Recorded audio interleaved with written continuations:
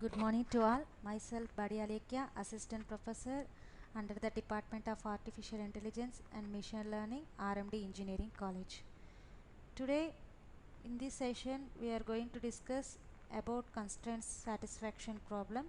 So in the previous lectures we covered what are uninformed search strategies with examples and informed search strategies in detail. So now let us discuss how constraint satisfaction problems are framed, how it is useful for training a machine like human. So let us discuss how this approach will be followed. So it's a standard search algorithm. When we are coming to the constraint satisfaction problems, here we consisting of set of variables, values and domains.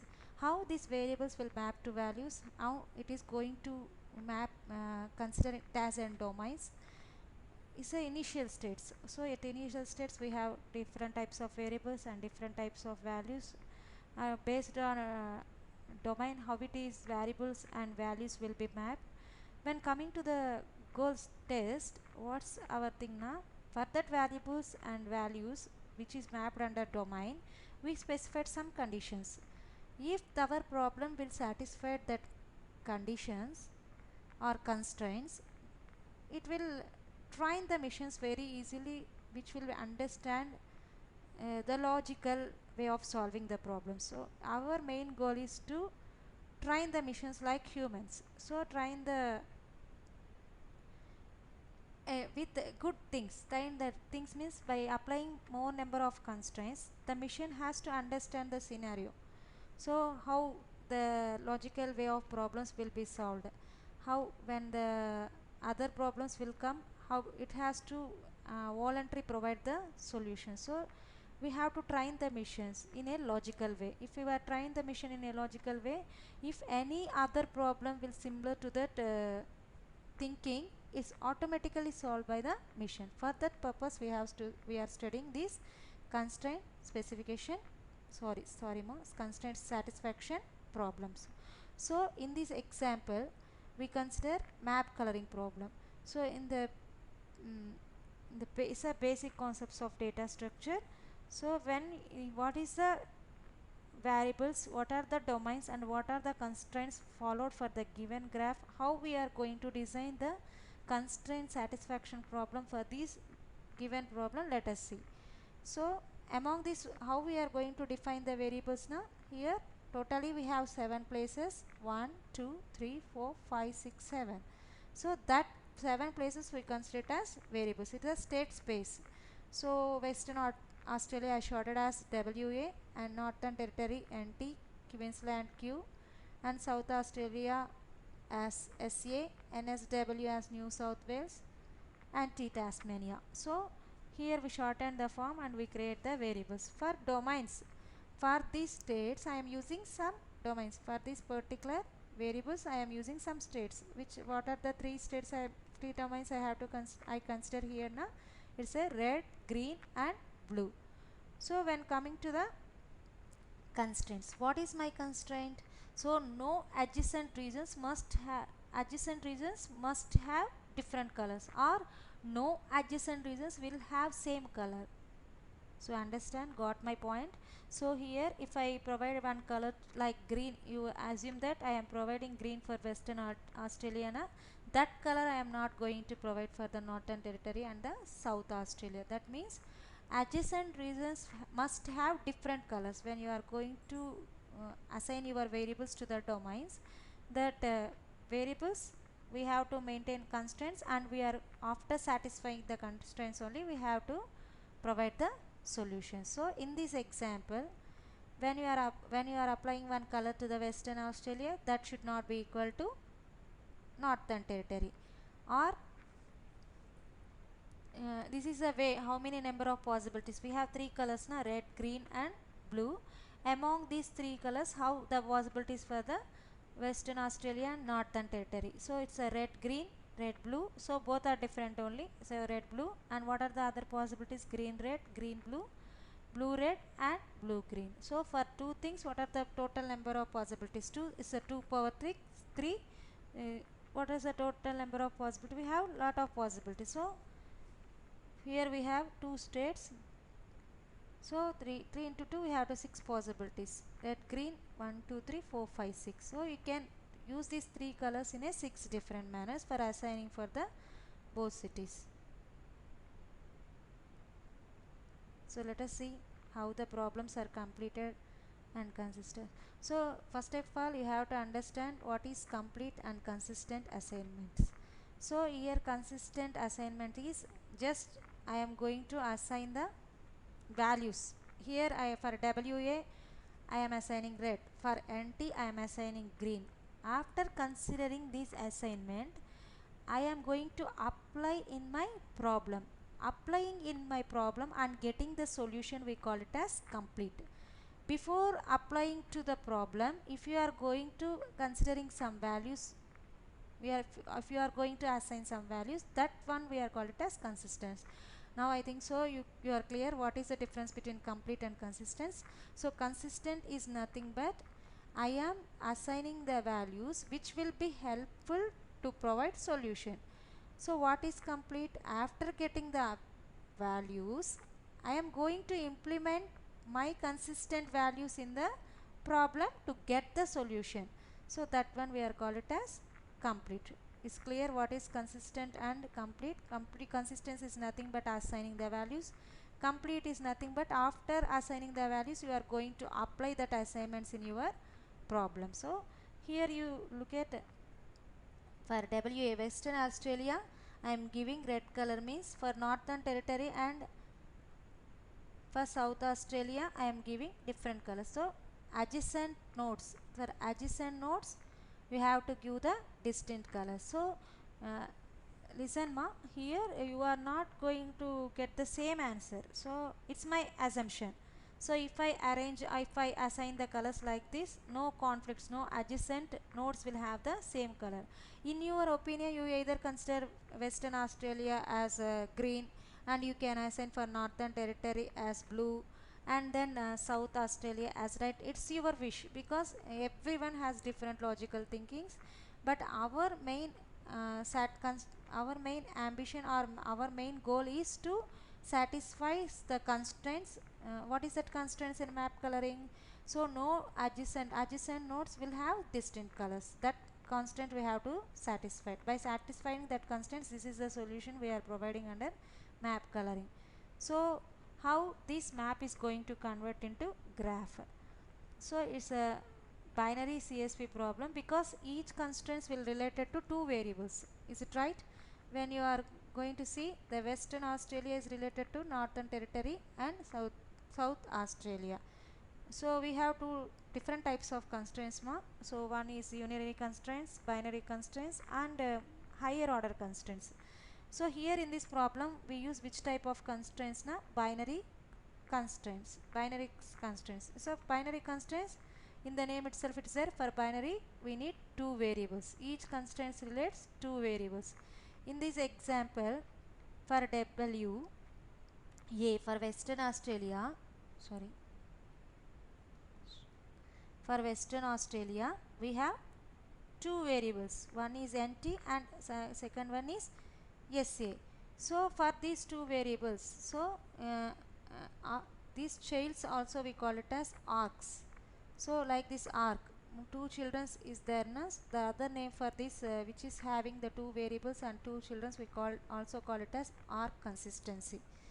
So like that for the map we design the graph here for WA to NT SA. So look back at the graph, and then from SA to Q, SA to New South Wales, Victoria. Thus Tasmania will be a different, sorry, the Tasmania will be different because it's not connected to any other region. So that will be different. So what is the condition here? For T you can consider either red, green or blue because it's not an adjacent node to any other nodes. For example, if you consider for SA, what are the adjacent nodes? Queensland, New South Wales and Victoria. So South Australia if have red means, if Queensland has red means it's disturbing our constraint. So for adjacent nodes we have to provide different colors.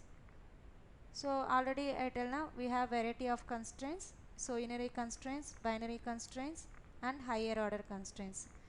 If your constraints involves a single variable, for example, in this problem I assign one, imagine that I am assigning condition the South Australia will not be red, so that the South Australia will not be green, the South Australia will not be red, or South Australia will not be blue. If I maintain one condition for the one variable, means that one we are called it as unary constraints. For example, binary constraints, I am going to relate with the more than two variables. I am going to check that no two adjacent nodes having the same color. For means I am going to compare with the between the two variables. At that time, which type of constraints we have to consider? Binary constraints. When come to the higher order constraints, higher order constraints is nothing but it involves more than two variables, three or more variables. For example, in this video itself we will discuss what is Crypt arithmetic problem. There we can use higher order constraints. This is a backtracking example how the colors will be assigned. For example, I am choosing, I am assigning for Western Australia, we have RGB. We can either assign red, we can provide green, or we can provide blue. So what is the alternate adjacent nodes? For adjacent nodes, if I provide red, in this problem, if I provide red here, means I will not provide red here, and I will not provide red here. That's why the first I will classify it like this. Here red is there, that's why I provide the color green here, and I provide the blue. There is two possibilities for this particular region. Either you can fill it with green, or either you can fill it with blue. So same backtracking. So again, if I filled with green, it's not again I have to give some other different color. If I filled with green, there is a chance here again two terms. If I filled with green, it should be blue color. Either it should be opposite color. Either it should be red or it will be blue. So in this way we are going to assign the color. Same thing, understand? Red, here we are assigning red. For the opposite region we are using green, and then this region we are using blue. Same technique. So no adjacent nodes will having the same colors. So in this legal moves we can understand how the colors will be assigned. The general scenario is for every region we have a possibility of assigning these three colors. See, mostly Western Australia will covered, and Northern Territory. In backtracking we will see we have two possibilities. For Queensland we have three possibilities. For NSW also three possibilities. For last region there is no need to check the condition, because we can fill with any colors. See, when you are going to assign step by step what we discussed in the previous slides. In this way we are going to assign the colors by satisfying the constraints. Already we discussed what is R consistence between the two children. If we are going to going a forward checking, that one we are called it as R consistency. So let us look of that. We have different types of consistency. Already we start our discussion. Just I summarize it at the end of the session. One consistency is nothing but node consistency. It's a node consistency. See, node consistency is nothing but your unary constraint. It's based on unary constraints. Node consistency is nothing but your unary constraint. And two consistency, R consistency, is based on binary constraints. So more than that, if you are having three constraints more than that, means we have to move to the path consistency. More than that three levels we can move to the K consistency. So conditions, if constraint level will be increased in the condition values will be increased, and the path to find solution also little bit complex. So I discuss now for consistency, high order consistency, we have an example of Crypt arithmetic problem. So what is the Crypt arithmetic problem? So it is one type constraint satisfaction problem. So it's very important for your placements also. When they are asking about logical questions, mostly in repeated companies, Infosys like that, they will consider these questions, so crypt arithmetic problems. So what is this game? What is the initial constraint for this game now? They are giving either alphabets or symbols. We are going to map that alphabets to the digits. So we have to substitute that alphabets by digits or symbols by digits. What is the constraints here we are consider now? Let's see with the example. What I tell that you have to mapping the alphabets from 0 to 9. I will tell the constraints. It's a brainstorming for you. I will tell the constraints. Let us solve the problem. So what is the constraint here means for this logical problem? You have to assign number to each and every alphabet. Here in this I provide the solution. I will explain how we are assigning digits to each and every alphabet. When you are going to apply digit to alphabet, there should be a constraint. What's the constraint here now? Whatever the digit you are assigned to one alphabet, that should not be repeated for the another alphabet. That is the constraint here we are following. The same thing will be satisfied when you are going to perform the operation. So let us start. I will start with M. So why I start with M now? This is my solution. Send is my question, more is my question, money is my question. My constraint, my first constraint is I have to map numbers to the alphabets. When I am mapping, some other constraints they are including with that. When I am mapping numbers to the alphabets, you should be unique to each and every alphabet. Why I consider M is as 1 now? When I add two numbers, some carry will be there. So that's why I consider M as 1. So here I conclude M as 1. How can I get 1 here? If I add two numbers, if I get a value as a carry as 1, then I get the M value is 1. That's why I consider S as 9 and M as 1. So think that there is no algorithm for this type of crypt arithmetic problem. It's just purely assumption and purely your logical thinking only. But you put your constraints in your mind. You have to map digits to the alphabets, and unique digits you have to provide to each and every alphabet, and also satisfies your constraints. Here if you add 9 and 1, what is the solution? It's a 10. 10 means for M value it's 1 and O it's a 0. Now we get three values for S 9, M 1 and O is 0. Wherever O is present, you have to repeat the same value. So here O is present, I repeat the same value. Up to now I didn't put any values for the remaining alphabets. First I put the values for S, M and O.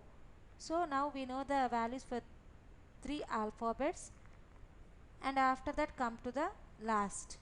How I am going to assign the values for this thing?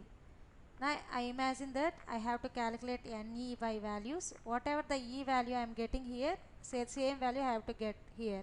So for that what I have to do now? If I assign, assumption only, you have the what is the range of giving alpha digits to the alphabets is 0 to 9. Already 9 is completed, 1 is completed, 0 is completed. What are the remaining possibilities? You can either use 2, you can use 3, 4, 5, 6, 7, 8. So the remaining possibilities are this one. Here I consider, if I assume that 7, E as 5, what is the addition of these two things? 7 plus 5 is a 12. Carry is here, so 12. What is the value of by summing 8 plus 6? 14, and the value of carry is 1, 15. Why I consider 6, 8 here now? What is the E value here? 5. When I add this 2 also, I have to get the E value as also 5.